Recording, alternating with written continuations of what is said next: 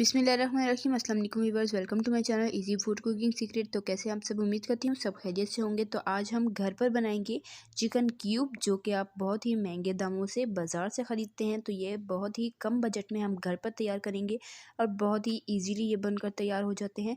और ये बग़ैर केमिकल के, बग़ैर प्रिजर्वेटिव के हम घर पर तैयार करेंगे और आप इसे बनाकर साल भर के लिए स्टोर करके भी रख सकते हैं। ये बिल्कुल भी ख़राब नहीं होते। आप पूरा रमज़ान इसे इस्तेमाल कर सकते हैं। तो रमज़ान स्पेशल रेसिपी है। तो चैनल पर नए हैं तो प्लीज़ चैनल को ज़रूर सब्सक्राइब करें और रेसिपी पसंद आए तो वीडियो को लाइक कर दें, शेयर कर दें अपने फ्रेंड एंड फैमिली मेम्बर्स के साथ। और रेसिपी को आपने एंड तक देखना है ताकि आपको सारी डिटेल का मालूम हो सके। तो चलें रेसिपी स्टार्ट करते हैं। बिस्मिल्लाहिर्रहमानिर्रहीम। तो होममेड चिकन क्यूब बनाने के लिए सबसे पहले मुझे चाहिए होगा चिकन। ये मैंने लिया है आधा किलो और ये मैंने हड्डी वाला गोश्त लिया है, साथ थोड़ी बहुत बोनलेस डलवा ली है। हड्डी वाले गोश्त से क्या होगा कि हमारी चिकन क्यूब बहुत ही टेस्टी बनेगी। विंग्स लिए हैं और साथ मैंने एक दो गर्दनें डलवा ली हैं। तो ये कुल मिला के आधा किलो गोश्त है और इसे बहुत ही अच्छे से मैंने धो लिया है। तो चलिए रेसिपी की तरफ चलते हैं। बिस्मिल्लाहिर्रहमानिर्रहीम। यहाँ पे लेंगे एक पैन और इसमें सबसे पहले शामिल कर देंगे ये चिकन और साथ ही हम इसमें शामिल करेंगे एक बड़े साइज़ का टमाटर, जिसे मैंने रफली कट कर लिया है। साथ ही इसमें गाजरें जाएंगी एक दरमियाने साइज़ की, इसे मैंने इस तरीके से रफली मोटा मोटा कट कर लिया है। साथ ही इसमें जाएगी हरी मिर्चें, ये मैंने 2 अदद ली हैं, इसे भी मैंने रफली कट कर लिया है।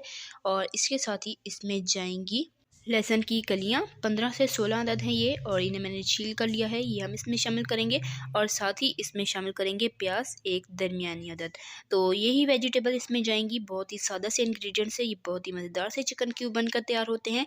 और साथ ही हम इसमें अब गरम मसाले शामिल कर लेते हैं। तो सबसे पहले इसमें जाएगा सफ़ेद ज़ीरा एक चाय का चम्मच 1 टीस्पून, और इसके साथ ही इसमें जाएंगी साबुत काली मिर्चें 1 टीस्पून, बड़ी इलायची लेंगे 2 अदद, इन्हें मैंने खोल कर लिया है। लौंग लेंगे 6 से 7 अदद, तेज़पत्ता लेंगे 4 से 5 अदद, और दालचीनी की स्टिक ली हैं 4 से 5 अदद बड़े साइज़ की।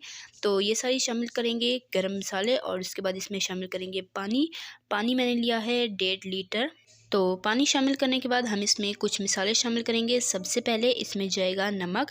नमक मैंने लिया है 1 चाय का चम्मच, पिसी लाल मिर्चें 1 खाने का चम्मच, पिसी हल्दी 3/4 टीस्पून यानी कि पौना चाय का चम्मच। और अब इसे ढककर हाई फ्लेम पर रखेंगे और उबाल आने का वेट करते हैं।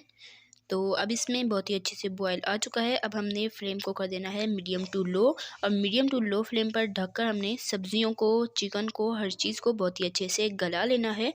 तकरीबन 1.5 घंटा, तब तक हमारी यखनी भी थोड़ी कम हो जाएगी। तो अब तकरीबन 1.5 घंटा हो चुका है। सब्जियां, चिकन सब कुछ बहुत ही अच्छी तरीके से गल चुका है। अब हमने क्या करना है कि हमने सब्जियों को अलहदा कर लेना है, गरम मसालों को अलहदा कर लेना है, और साथ चिकन को भी अलहदा करेंगे, और यखनी को, सारी चीज़ों को हमने अलहदा कर लेना है और इसे ठंडा कर लेना है। उसके बाद मैं आपको आगे का प्रोसेस बताती हूँ।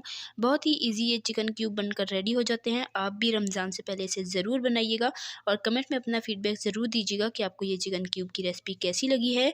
और रेसिपी पसंद आए तो वीडियो को लाइक कर दें, शेयर कर दें, और चैनल पर नए हैं तो चैनल को प्लीज़ सब्सक्राइब कर लें। तो चिकन और सब्जियों को आपने बहुत ही अच्छे से गला लेना है ताकि इनका फ्लेवर बहुत ही अच्छा सा यखनी में निकल कर आए। तो यहाँ पर मैंने चिकन को और सारी सब्जियों को और सारे मसालों और यखनी को अलहदा कर लिया। तो चिकन को मैंने हड्डी से अलहदा करके इस तरीके से इसके रेशे बना लिए हैं। और यहाँ पर हमारे पास यखनी है, तकरीबन ये 2.5 से 3 कप होगी।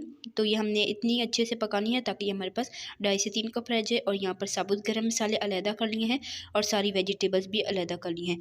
तो अब हमने इन सारी चीज़ों को बहुत ही अच्छे से ग्राइंड कर लेना है, और गरम मसालों को भी हम यूज़ करेंगे। और सब्जियां मैं आपको चेक करा लेती हूँ कि कितने अच्छे से हमने गलाई थी। तो सारी चीज़ों को आपने बहुत ही अच्छे से गलाना है ताकि बहुत ही अच्छा सा टेस्ट आ सके हमारी रेसिपी में। तो ये देख लें बहुत ही अच्छे से गली हुई हैं। तो अब हम यहाँ पर लेंगे एक अदद ग्राइंडर का जार, और उसमें हमने शामिल कर देना है सबसे पहले चिकन। तो सबसे पहले हम चिकन को ग्राइंड करेंगे। और आपसे रिक्वेस्ट है, अगर आप चैनल पर नए हैं तो प्लीज़ चैनल को ज़रूर सब्सक्राइब कर लें, साथ मौजूद बेल आइकन को भी प्रेस कर लें ताकि आपको इसी तरह की मज़ेदार और आसान सी रेसिपी सबसे पहले फ्री में देखने को मिल सके।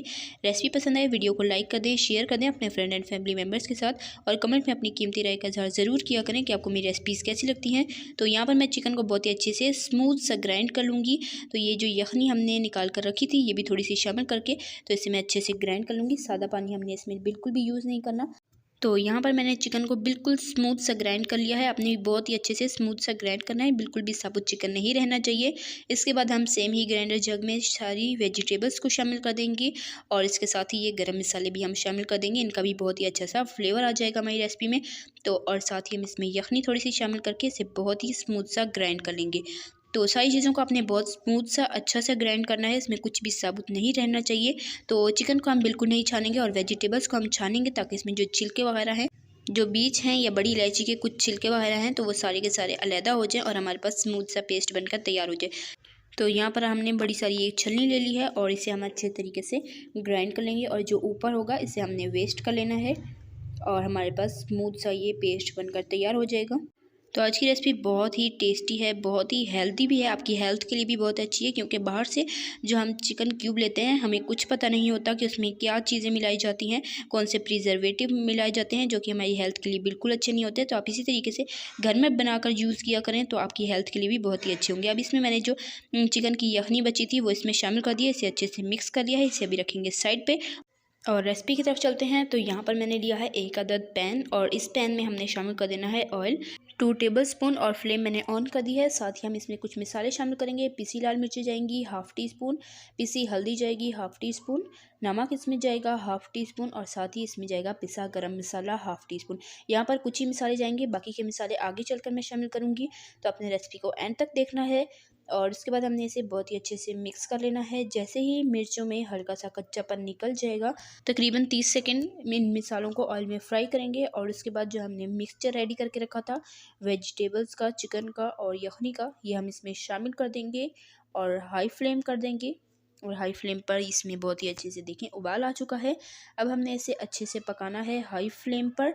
अब मैं 8 से 10 मिनट के लिए हाई फ्लेम पर इसे अच्छे से पकने दूंगी। इसे हमने बहुत ही अच्छे से गाढ़ा कर लेना है, लेकिन उससे पहले हम इसमें कुछ मसाले शामिल करेंगे। तो 8 से 10 मिनट इसे अच्छे से पकने देते हैं और उसके बाद आपको इसके आगे का प्रोसेस बताते हैं।